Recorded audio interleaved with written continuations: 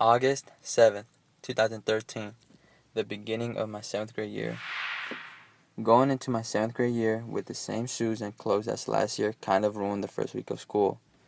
But since I had to grow up at such a young age for my mom, I understood that not always was there going to be money for what I wanted.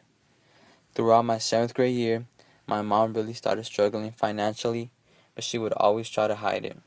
Sometimes she'd come home late from the night shift, exhausted, but she would always have a smile for me. Along my 7th grade year, I let bad influences guide me in the wrong path, making the wrong decisions. I didn't realize the consequences of my choices until it was too late.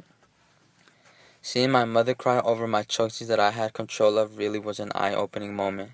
I knew I didn't want this for me or my mom, who did everything in her power to raise 3 kids on her own.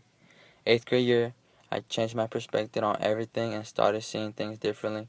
So I tried to join the flag football team of our middle school, but the coach had said I couldn't due to the choices I had made my 7th grade year.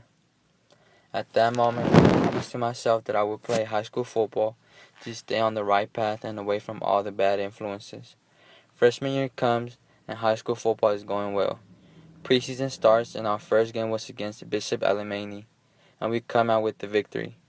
After the game, I remember being excited to tell my mom how well we did, but when I entered the car, I see her crying. My best friend had been killed. We rushed over to the hospital to see him one last time. At that moment, something inside of me left, and to this day, I still feel something is missing inside of me. Losing my nephew slash best friend at such a young age made me realize that I had to get my whole family out the hood before someone else I loved was taken. So I started focusing in my education and football throughout my freshman year and sophomore year.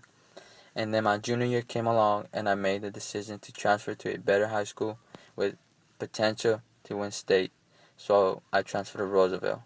And now I dedicate my season to the little man watching me from above.